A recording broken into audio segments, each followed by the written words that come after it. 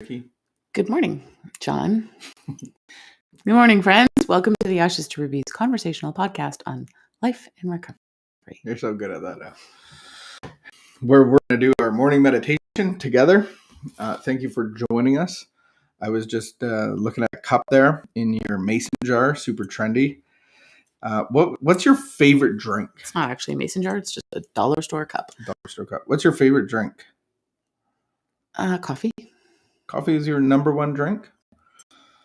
Mine would be kombucha, obvious. Do you have a pre-recovery favorite drink? Or is coffee always? Yeah. Coffee's always been your favorite drink? Yeah. I realize like there's a whole culture of like, the food and beverage and like artisan food, and there's a whole culture of like craft and craft beers and all that. And I was like, did I miss that, or was that always there? I don't think it was really there. It might have been there, but it wasn't. I would go and get the now. box of beer that was $1, like $1 a bottle, or the box of wine, 4-liter box. Yeah, there was still not that. Like I didn't drink to enjoy. Like I was just drinking to get drunk. But the crafts, like there was only a few. Like in the beer store, there wasn't like the selection of craft beers like there is now. Oh, okay. So that is a new thing in the alcohol world. I'm not sure how new. How long has it been since you've taken an alcoholic drink? Oh, I don't know. I find this interesting. I don't keep track, but years. Like 5?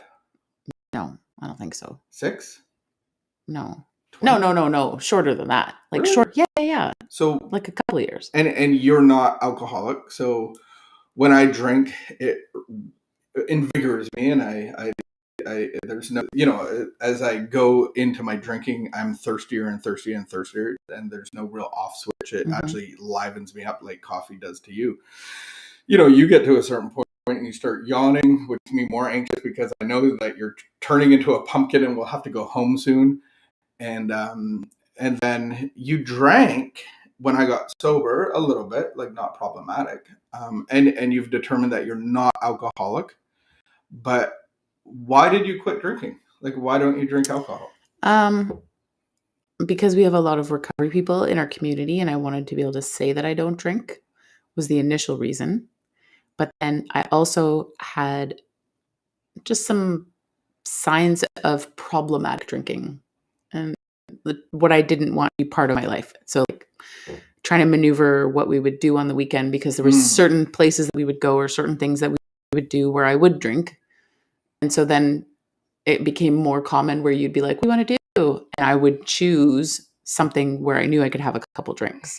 But then there was a couple times where a couple drinks, like I'd have one drink, have another one, and then I'd be disappointed that I didn't really get a buzz. Or and I'd be disappointed. And so then I just thought, I don't want that to be part of my life. And then you just made a decision that I don't need alcohol in my life, and you actually did it. Yes. Man, I said that 100 times. And you know what? I meant it every time. I did. Yeah. I meant that I was never going to drink again. And I always drank again. Incredible that you can do that. But and you're doing it because you see that it has effect. It's a little bit costly. You don't really want to spend your money. It's causing your thinking to change a little bit in what you do. It's motivating you. And you can actually, and you say it's not a healthy activity for me, but then I want to, in solidarity, not drink for other people and support them. I think that is the same reason that I'm not as eating. a recovered alcoholic. It blows my mind that you can actually do that. Is that why you're not eating gluten right now? I am not eating gluten right now. One, because in solidarity to support. I would say number one is my own health. I have to kickstart something. So I haven't eaten gluten or processed sugar to the best of my ability for 3 months now. And I don't miss it. Like, okay, last night I missed it, but it's You've cheated. It's Nana's fault. She leaves these squares at my house, and it's like, I know. Made sometimes exceptions. We have made exceptions. Last night was a weakness, but for the most part, I'm doing it for my own health and then in solidarity, because you can't eat that stuff. for your gluten. Yeah, gluten. And I'm not eating ice cream in solidarity with you. Okay, perfect. Oh my goodness. And I think that this is what recovery is about, is supporting each other, but as well as really identifying where you got little eggs in your own life, where you have unhealthy patterns. So I think that's the big thing for me was like, okay, this has become an unhealthy pattern. Anything in my life that I can't, like, if something becomes like the boss of me, I don't want it to be the boss of me. You don't want something else to be the boss you of don't me. want another master Right. in your life that causes your thinking and your actions Exactly. to be very good. Very good. Thank you for quitting the alcohol. And I don't miss it. Like, I've been around it.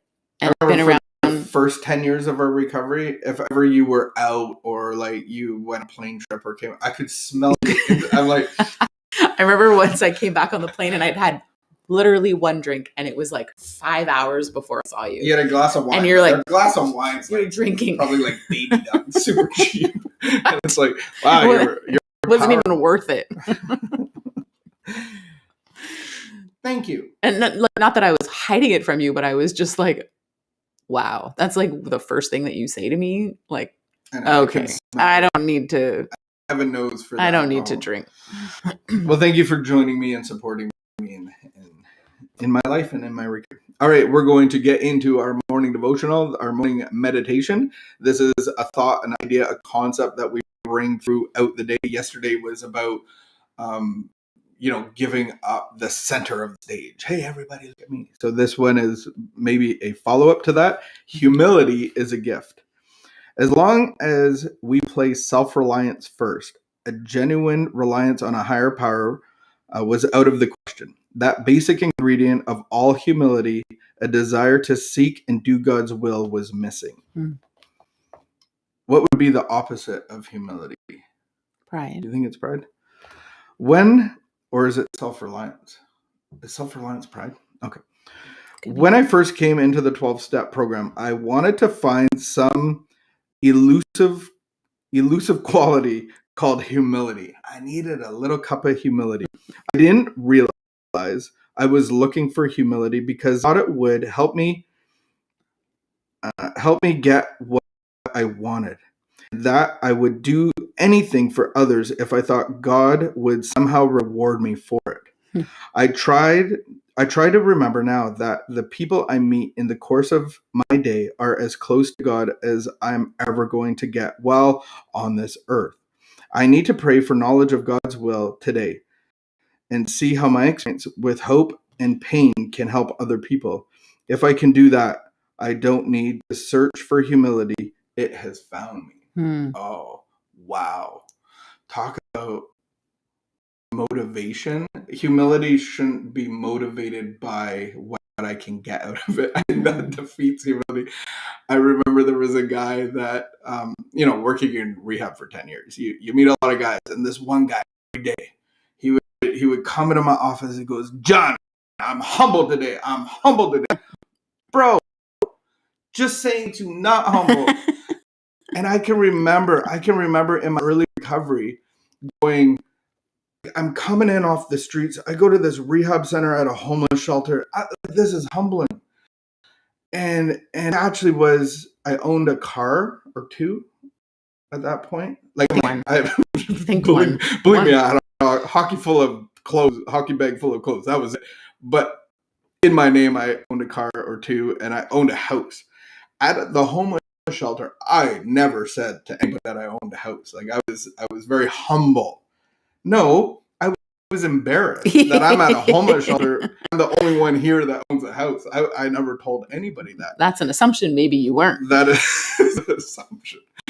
And then I'm thinking I'm humble, and they tell me, they trick me, and they say you need to find power greater in yourself to solve all your problems. And I'm like, that's why I'm here. That's crazy talk. But I bought into it, and then I started going to church, and I started trying to build a relationship with God so that He would know me, so that He would be able to give me what I needed. It was like I was like a kid on Christmas. Did you ever do that? When you were a kid, you write a list of things from a bicycle, a skateboard, $1 million, costumes, all of these things. This is my Santa wish list. And that's how I came into a relationship with God. Is I thought I was humbly doing these things, but it was all motivated of self-reliance. I need these things to be okay. God, Santa, those needs, please. And I'm going to get to know you so you know exactly what I need. I think that that's a great starting place, though. I think that is like, we have to start somewhere. And so we start, and I think God gets it. He gets it. He knows that's why I think the Bible talks about us as children, right? And so we start as children in our relationship with God. We're fully dependent on him, and he's the one that needs to meet our needs. And so at the beginning of our relationship with God, as we understand him, which is typically not a really thorough understanding, we, even that guy coming into your office and saying, I'm humble today, I feel like maybe he's just saying, like, I really want to be humble today. I want to be humble today. I realize I have not been humble in my life. And today, I want to be humble. And I think that that's actually a great way to wake up every day and say, like, this is what I want to be. This is, and so maybe just professing, this is actually, this is what I am. It's a declaration of a goal. I think that's a great way to start. I heard a song leader, a church guy, and we sing these songs that don't line up with my reality. It is well, it is well, it is well with my soul. It's not well right now. It's not okay. I'm not having a good. And he said that we're not singing these out of love. We're singing these as declarations and proclamations of, I want to be in a relationship with a father, with a God who cares. He's going to cause me to be well and to be okay. And he goes, even if you're having a horrible day, we have a God that cares. We have a father. You're a child. He's got the responsibility of taking care of us. Right. And he has the responsibility of protecting and providing and all of those things that a parent would have. And that's really cool. We get to just be children. Without a father, we're going to get hurt. We're going to be in traffic. So maybe it isn't well with your soul right now, but let's declare it as a proclamation that we want to be humble. I'm humble today, Vicky. I'm humble. Thanks so much for joining us, friends. We give you that little tidbit to take through your day and meditate on. You guys and we'll are see great. you again tomorrow. Keep the peace. Be of good behavior. And we'll